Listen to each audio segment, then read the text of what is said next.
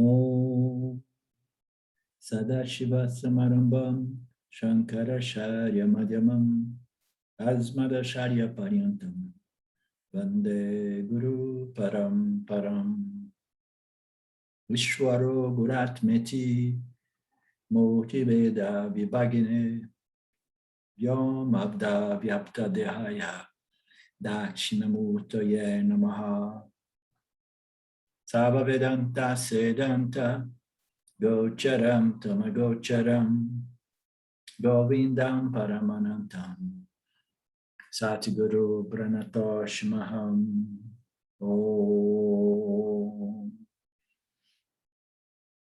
Okay, welcome everyone to our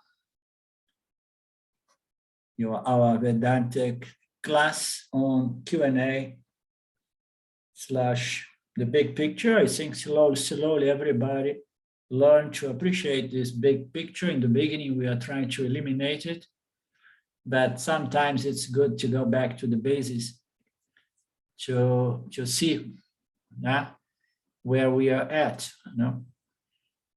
And having said so does our fifth man have a question today?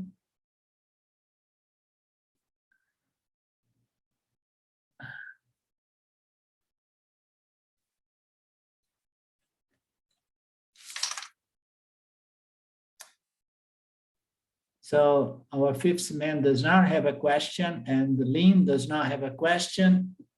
Elizabeth, Ruth, and so let's go into our text.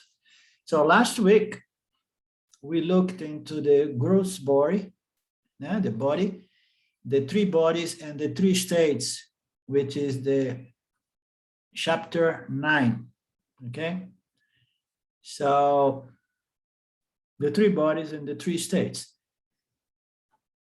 The gross body we have looked, and there is a nice graphic there that explains the gross body is made out of physical, dense, gross matter. It is energy grossified to become matter.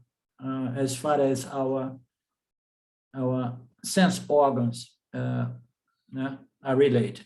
So we see the world through the instruments we have. We can only see certain things in terms of seeing waves of energy. We see the gross body, and the gross body appears to us as physical matter, and it's made out of what we call gross matter. And it has a few parts: the head, the trunk, the arms, the hands, legs, and the feet. They forgot to put the knees, so I'm spending all this money to fix my knees, and they did not put it in here. Maybe I should not have taken care of that part. And functions. It is the body, it is the instrument by which we can become the experiencer. It's our home. It is the body. It's our residence. It is our address. What is your real physical address? Oh, my address is this physical body here. So, and the nature of this physical body is visible, experienceable to oneself and to others, provided the others are not blind. So it is a body which is visible by nature and experienceable to oneself and others. So now we move into the subtle body. The subtle body, that graphic says that it's subtle matter. So you see, it does not say it is energy. It says that it's matter, but it's subtle in a way that it's not seen by us as matter, although it is matter, but it is subtle matter, okay? So matter and energy are the same thing. It just depends on the level of grossification, of density, okay? So we live in a very dense realm or order in which everything grossifies, but we know, because we know Vedanta, we know that the cause of this dense reality is the subtle reality. So the subtle body, it's also matter, and it's constituted of 5 subtle elements. Okay, the organs of actions of 5 subtle elements. So the subtle body, as we know, although it is made out of matter, the matter is subtle. So it is the body that is constituted by the 5 basic elements. But before they grossify to become the physical material 5 elements, the gross body is when that process of dividing and recombining takes place. Every subtle element holds 50% of itself and shares the other half of itself with the other 4 elements, and then it grossifies, okay? So in this case, the subtle body is made of these 5 sense, the 5 subtle elements. It's the constituents parts are the 5 sense organs. It's so small here for me, this one. It's the 5 sense organs, the 5 components of psychological system or physiological system, and the 4 inner organs, okay? So we have covered that, and then its dysfunctions is instrument of interaction with the world. So the physical body was the abode, the residence of the experiencer in its interaction with the world. And this one, the subtle body, is more like the knowing, experiencing instrument of interaction with the world, okay? Not to say that the physical body is what enlivens the physical body, making it experiencing entity. And the nature of the subtle body is invisible to our eyes, invisible to the other eyes of the others, but it is experienceable to oneself. Although I cannot see my thoughts and emotions, I know it because I see it. I see it not with my eyes, but I see with my mind, okay? One thing is to see through the eyes, and another thing is to see through the mind, the intellect, because the intellect can objectify. Yes, Lynn? I had an experience of that, I think it was several months ago when my cat died. And I saw, and though I didn't see, but I saw his subtle body leave his gross body, and it sort of merged with this shoreless expanse of subtle matter. And it gave me a whole different outlook on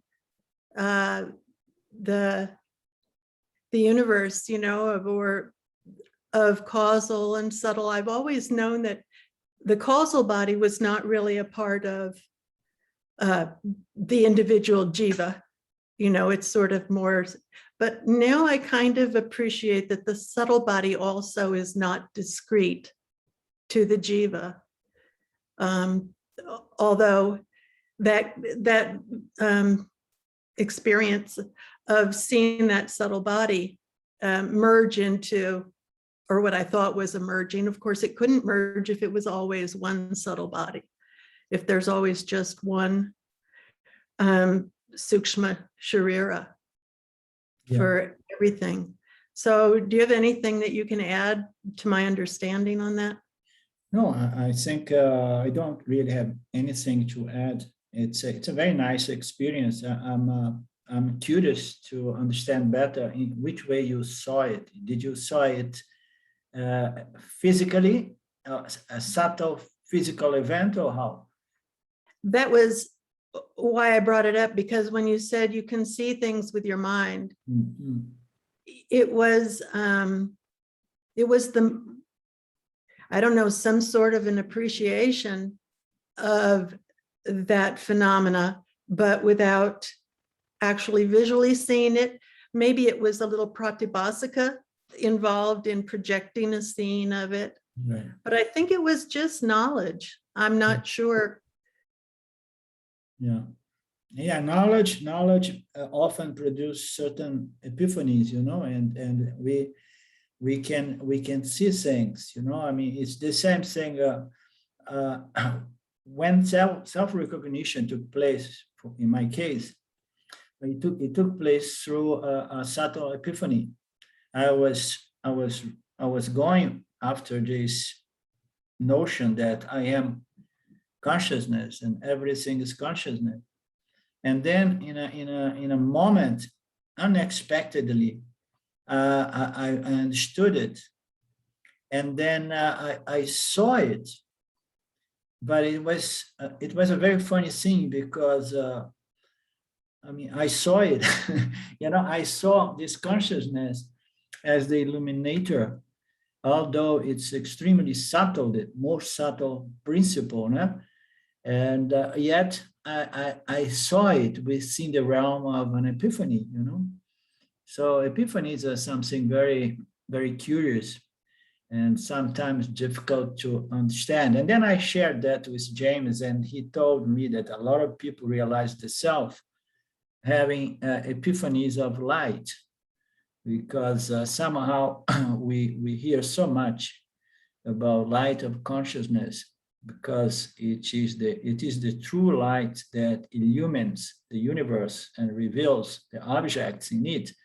So we hear so much, and then, you know, the mind has the power, because of this knowledge, to somehow experience some epiphanies or project some epiphanies in that sense, you know. It's very interesting. Now, it's a nice experience, a nice epiphany. We have the knowledge, we understand that the subtle body is pervading the physical bodies, and there is this notion of the eternal subtle body, the eternal jiva, you know, as the one who somehow it breaks down into individual souls, individual subtle bodies, although fundamentally it merged back to the macrocosmic subtle body, you understand? But when it manifests individually, it remains individualized as a soul. A subtle body is another name we give to the individual soul, individual subtle body, individual soul, that are all connect to the overall soul, overall subtle body, you know, which is the macrocosmic, you know, subtle body. So all these exoteric things are nice and interesting. But what we are after is the knowledge, as Lynn has said. Yeah.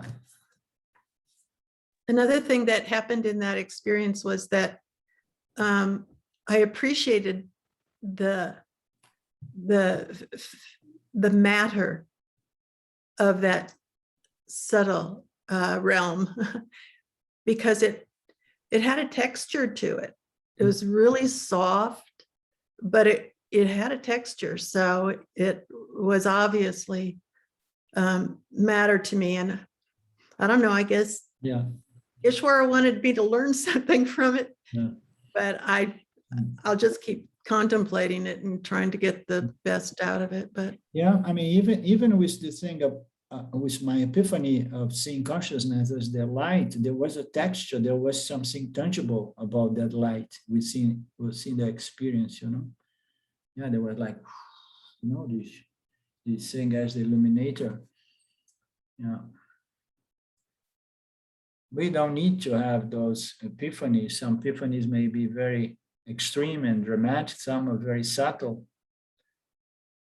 But there is nothing wrong in having this subtle experience. You know, I mean, most of the time they help, unless we become attached to them with a taste of I want more, I want more, I want more, because that is being bound to experience, And I think that it, without the knowledge, could have just gone by and hardly registered. Yeah, yeah, But totally. Okay, let's go back to the subtle body. It's composed by, unlike the gross body, which is composed of gross matter, the subtle body, Sukshma Shahira, is made out of subtle matter. Being visible to us, it takes a little more analysis for us to understand it. This body is made out of numerous parts. So we have the 5 sense organs of knowledge. So Jnana Indriyas.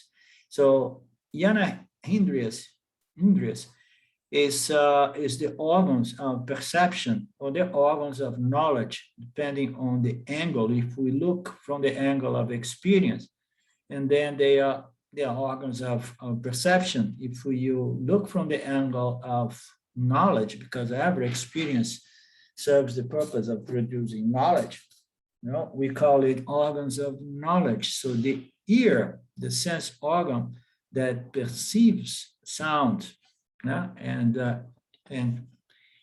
extracts knowledge. The skin, the organ that perceives touch. The eye, the organ that perceives color and form. And the tongue, with which we perceive taste. The nose, the organ with which we perceive smell.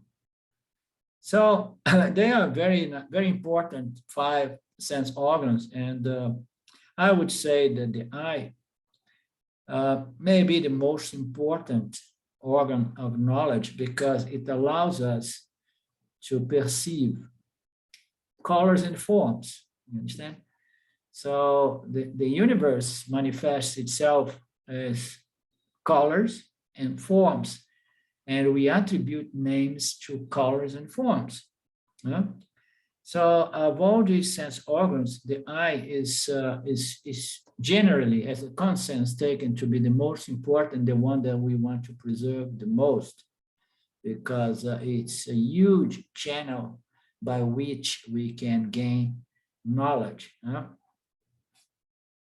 If you have any objection or you do not agree, please express yourself.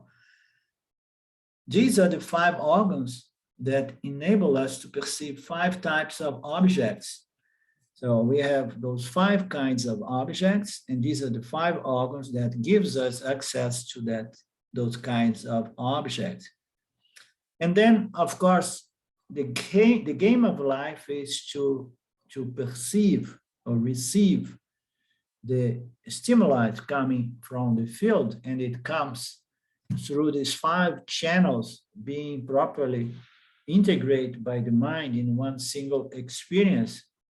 And then if life was only about perceiving, you say, okay, I'm perceiving everything. But no, it requires us to act, to offer a response.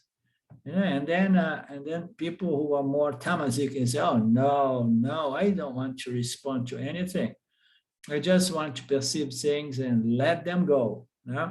But as we know, we have to respond. The whole game of life is for us to have the 5 sense organs of reception and the 5 sense organs of response, okay? The organs of actions. So we have 5 organs of actions. They belong to the subtle body. In the physical body, they express themselves as the physical ear, physical eyes, the physical nose, etc., etc. The skin covers all our body, and the tongue, or the skin somewhere there in the tongue or in the mouth. But in the subtle body, they belong to the subtle body, these 5 sense organs, okay? They don't belong to the physical body. And the mouth, through the mouth, we're gonna have the organ of speech. Through the hands, we're going to be able to act through the hands, carrying out various activities, including holding and lifting and moving things around using our hands. So hands are very important. If we lose our hands, we are pretty much limited. Yes, Lynn? I just had another thought. It makes sense to me that when we were talking about, did you see something, that if you have subtle, if all these senses are actually subtle in their most profound expression, then it would make sense to me that your subtle hearing could hear subtle sounds, that your subtle eyes could see subtle nature, that maybe we are so used to looking out that we don't get that all the time, but it's in, it's our gross eyes are for seeing gross objects, our subtle eyes could be seen for subtle objects. How do you feel about that? Yeah, this is a good point. There is a lot of mysticism or esotericism around those lines. But the simple way to see the difference of the subtle body and the five sense organs and the five organs of actions, for example, and the gross instruments of action, is that in the dream state, the eyes are shut, and then we don't have anything here really showing up in our bedroom, but we still can hear, we still can see, and we still can respond. So this ability to see is not limited to the awakened states through the physical instruments of perception and action. The ability to respond, it's not only limited to the physical organ of action, because even when our legs are not moving, we are still walking and sometimes running in the dream. So there is, this is a very nice and very simple way we can see that in the dream state, we have the space, we have all the objects, we have our sense organs of perception alive, and we have our organs of action. The instruments, they are all suspended or suppressed, but the instruments, the organs of action, the organs of reception that belong to the subtle body are still operating. And then there are other analogies or teachings that shows to us that it's not enough that we have our physical instruments of reception and these physical instruments of actions to really having experience / knowledge of the physical material world, let's say, okay? Because a lot of the time things are just crossing our sense organs, and we are totally oblivious in respect to them, understand? We are oblivious because our organs of reception, they are not connected to the physical material world. You look into a certain direction, but you may be contemplating some internal subtle object in your mind. So, which gives again an indication that we don't necessarily see everything that appears within the realm of our sight, because not always the subtle instruments of perception are aligned with the gross instruments of reception. The instrument may be looking, but the subtle is somewhere else. Not to say that there are a lot of cases in which people, they have a problem and they have to go to a very profound medical investigation, and they can't really hear, or they can't really see. And upon profound scientific investigation, they say there is nothing really wrong with your physical instrument of perception. Your eyes are good, and your legs are good. Yeah, your ears are good. Everything is good on the physical level, but there is something on the very subtle level that is not working. And of course, nowadays they begin attributing everything to neuroscience. They say, no, it is in the brain. The brain is not really what, but the brain is, again, it's matter. The brain is a processor of experience in this dense realm. Okay, so we get the physical instruments of reception and action connect to the brain, and then they can see the relationship of this neural impulse, in the brain and so on. And they know how to trick it, to manipulate it, to cause even visions and experience. So this is something else, but there is something deeper than the brain, because the brain is matter, which science does not get to look into it, because it's too subtle to science. Science does not really address spirituality. Spirituality says that we have three bodies, and the subtle body is absolutely invisible and cannot really be objectified scientifically by the dense sense organs or even the dense mind. But with a subtle mind, a spiritual, refined, subtle mind, we can understand the subtle body. Okay, we cannot really objectively perceive it through the five sense, gross sense, but we can understand it. Okay, following the logic as presented by Vedanta.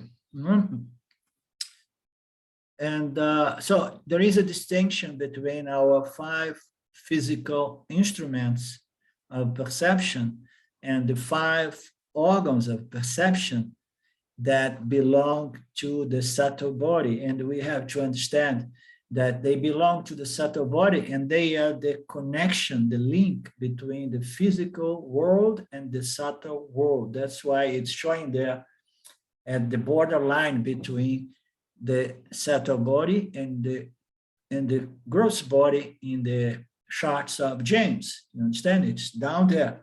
Okay, and then it requires to have the physical instruments of action and reception, but they are there belonging to the mind, and they are taken away when the subtle body leaves the physical body, and they are held in the subtle body. Therefore, the subtle body can see even when there are no stimuli coming from the physical field, because one is in a dark room, sleeping and then dreaming to be somewhere else, right?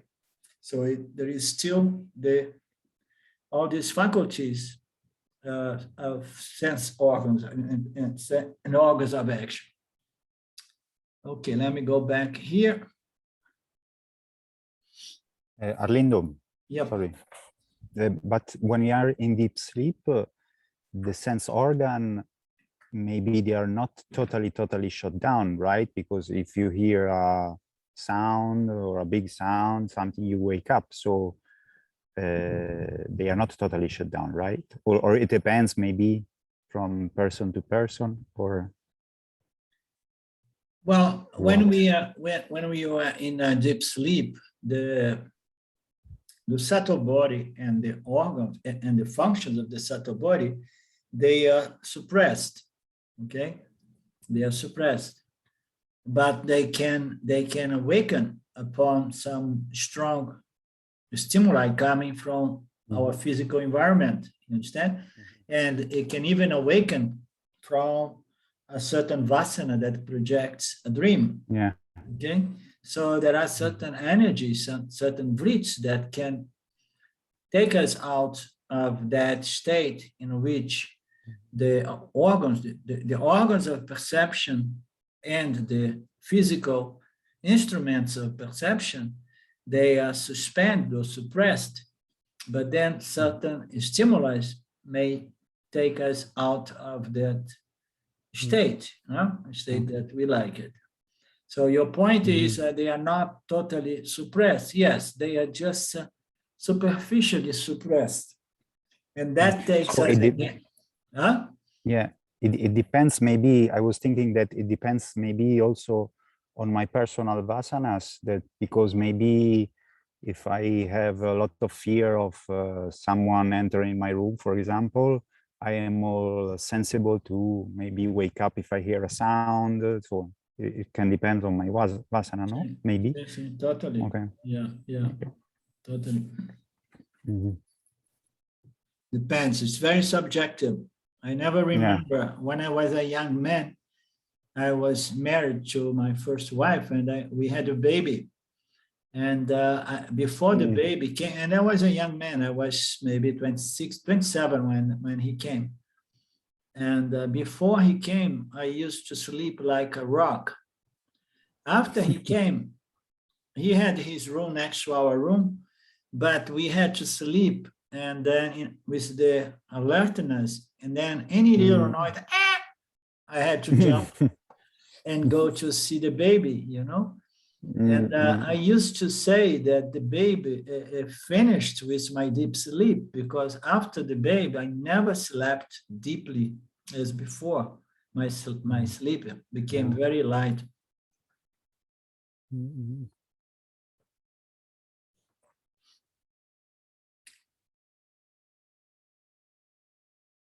The legs, the organs capable of moving us from one place to another, the organs of excretion, these organs remove waste from the body, organs of reproduction with which we propagate the species. So these are all part of the subtle body, and they require the physical instruments of actions in order to be operative. In comparing the organs of knowledge and the organs of action, it is clear that the former, meaning to say the organs of knowledge, are designed for receiving experience and information from the world. We receive experience, and then we receive also information, or we make up our own understanding in regards to those experiences. So this is a process that brings about what we call our cultures. We receive a lot of information from the world, from our societies, from our culture, and then we go about experiencing and checking on those informations and determining what is good knowledge for me and what is not good knowledge. So these are organs of knowledge. But the organs of actions, they are different. Let's see here. It's clear that the former is designed for the function as entry gates, while the organs of actions are like exit gates. So the actions of the organs of actions are the gateway by which we respond to the stimuli coming from the world. We receive, so we know that every human jiva has two aspects to its personality, the receiver and the responder. When we respond, we are doing action, we are called the karta.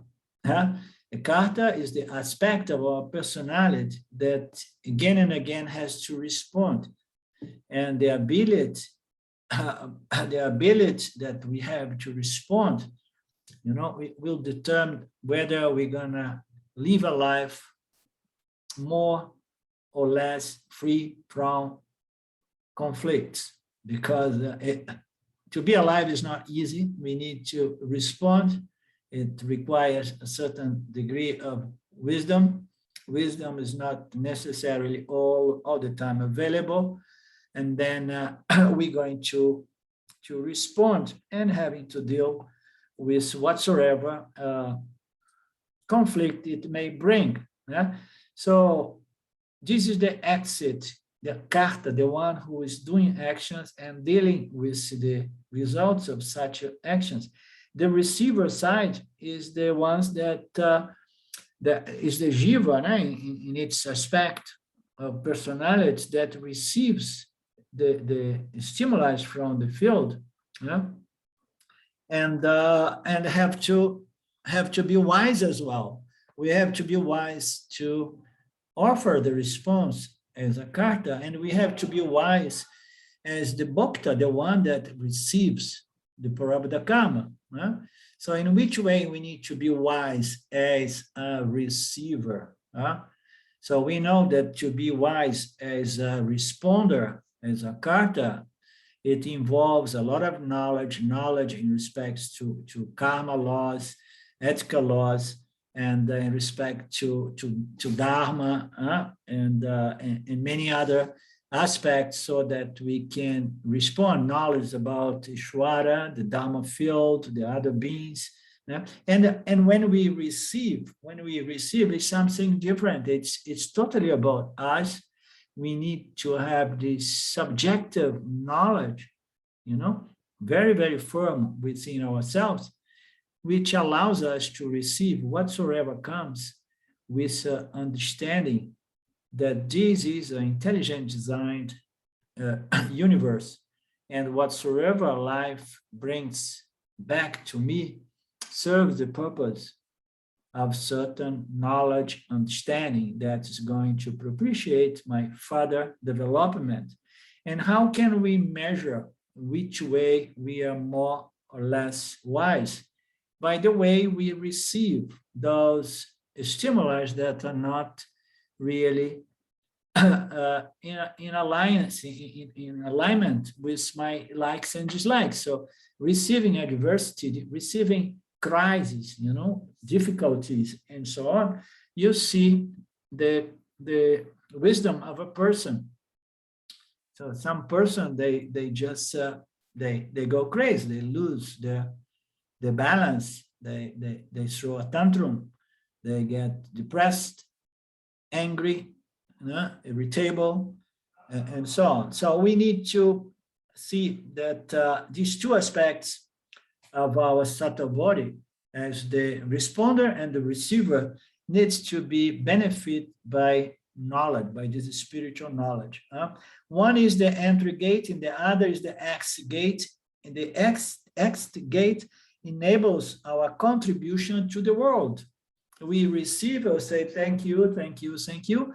And the exit one allows us to be a giver, a contributor, someone who is adding value, and the Karma Yoga spirit will allow us to see Ishvara as the field, and then dedicating our actions to Ishvara with that certain spirit. When I listen to someone, I'm using an organ of knowledge, the ear, with which I'm receiving information. When I speak to that person, I'm using the organ of speech, which is not receiving, but giving information in the form of words and ideas. All transactions involve an element of give and take. We receive and respond.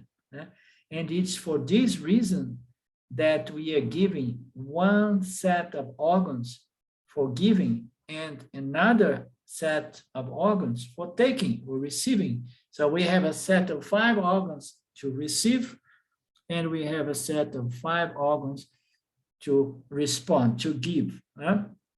The next set of organs is the physiological system, the pranas, the pancha pranas. So there are 5 organs there as well. They do the job twice, and the good thing is that we don't need to work for them. We need to work to be a good receiver. We need to work to be a good giver or responder. But there are 5 other organs that we don't need to do anything, because Ishvara takes care of that for us, right? These 5 organs produce energy and support the sense organs. It's going to support the sense organs. It's going to support the organs of actions. It's going to support all physiological systems operating the body, regulating and controlling everything, the pressure and the blood and digestion, evacuation, and so on. So everything is happening there. We don't need to do anything. Ishvara does that to us. We only have to be aware and not doing things to damage that perfect system. If we don't do anything to mess up with it, it's going to serve us for our entire life. Just as a car needs fuel to run, so too does the body. Accordingly, we shovel food into our mouths, and this food is converted into nutrition and converted into energy. A system of pipelines carries this energy through the body, and the waste products are removed via the exhaust pipeline. The physiological system has 5 functions: respiration, prana, or respiratory system, which enables us to breathe, taking in oxygen and expelling carbon dioxide. These purify the body. Excretory apana, the excretory system does the work of an exhaust pipe. Digestion, samana, converts food into nutrition and energy. So we have respiration, we have the excretion, digestion, circulation. The circulatory system circulates the energy and nutrients provided by food through the body to the various organs and cells.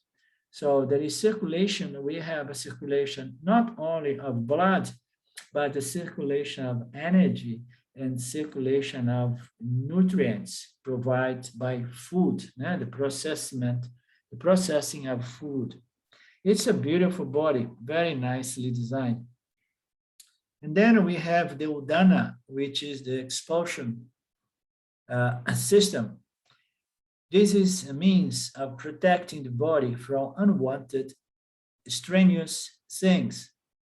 So it expresses itself as sneezing, as vomiting, and they are the body's attempt to expel toxic or foreign elements from the body. The udana becomes active at the time of death also, okay?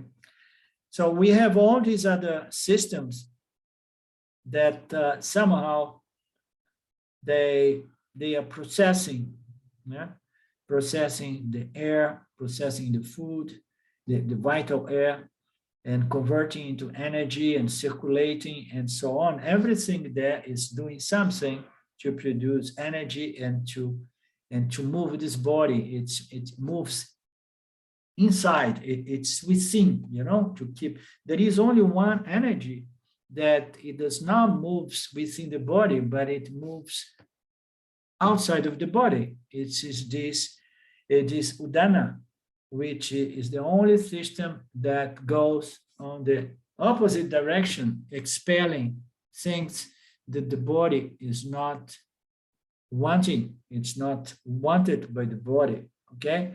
So it happens when we eat something bad, or when we are ill due to some toxins or some illness, and then or even small little things. So if I go into my land and I get a small store, anything on my skin, and sometimes very small, and if it remains inside, immediately the body is going to create a little inflammation, which is going to expel that foreign element.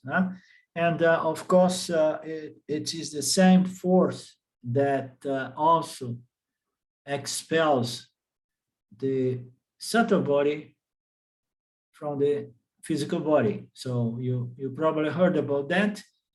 Is this fifth system, physiological system, it serves the purpose also to take the body, the subtle body from the physical body. And it is interesting because it is an expulsion process. The death is an expulsion. We never usually think about that until we come to Vedanta. But what is being, expelled there? What is being expelled? Something is being expelled. And how do we know that? Because the body was warm, the body was still breathing, there was the vital air coming in and come out. And then on a certain moment, that intelligent vital air goes out and does not come back in. So something left. We believe that we lost the air, but no, we lost the subtle body altogether. It's not that we lost the vital air, we lost the subtle body. And then Lynn can see the subtle body, her cat, departing, leaving, being expelled from the physical body. Arlindo, as I get older, I'm feeling stuff leaving all the time. Does Udana work gradually? Because a little bit of this, a little bit of that just seems to be going, life energies. So no, I don't understand this point. What do you feel like the leaving or being expelled from you? In which sense? So what is that bits and pieces of you that are already leaving the body? Yes, just a feeling that things are winding down. And I'm wondering if that's part of Udana or whether it's, I don't know, when you lose facilities and faculties and things like that, is that part of getting ready for that expulsion and a part of that prana?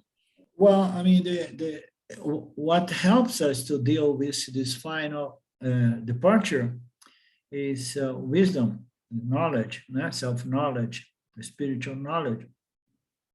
So what you describe, it seems to me, is the natural deterioration of the body, the body-mind complex. Our faculties, memory starts fading, and the organs and the instruments of seeing. I mean, I already have problems with my eyes, problems with my ears. You understand? And I'm only 66. I can imagine when I'm 80. So things are going to be a little bit less, a little bit more down. So it's natural because everything goes through this process of getting older and declining in its functions. So the functions are declining, and that may give you a sense that something is leaving you. But what is important, Lynn, that could be part of this sense, this sentiment that you have of something is already leaving me, it may be your ignorance, because the ignorance begins leaving us, and then we start seeing the world from a different angle. We are no longer as fascinated with life, as longer as attached to life, you understand? And then that may give us a feeling like, okay, I'm almost done here, Ishwara. So why to continue and for how long? I mean, it's all up to you, Lord. But but I feel like that I'm getting ready to this final departure. Why? Because I understood the game of life. And I understood that although it's okay, it's not the best game in town. It's not my piece of cake, my cup of tea. You understand? And of course, as we grow older, we experience more and more pain and physical limitation, mental, energetic limitations. And then one says, okay, it's enough. It's enough. And depend on the degree of maturity, we may even say, yes, and please, if possible, I would prefer not come back here. You know, at least not on this dense realm here. You understand? So it could be that you feel that way, but this is different. It's almost like a feeling that my interest in the world is leaving me. And if we don't have this love to be in the body, and then chances are that we may leave sooner rather than later. What keeps us attached to the physical body is our desire, attachment to continue experiencing this realm.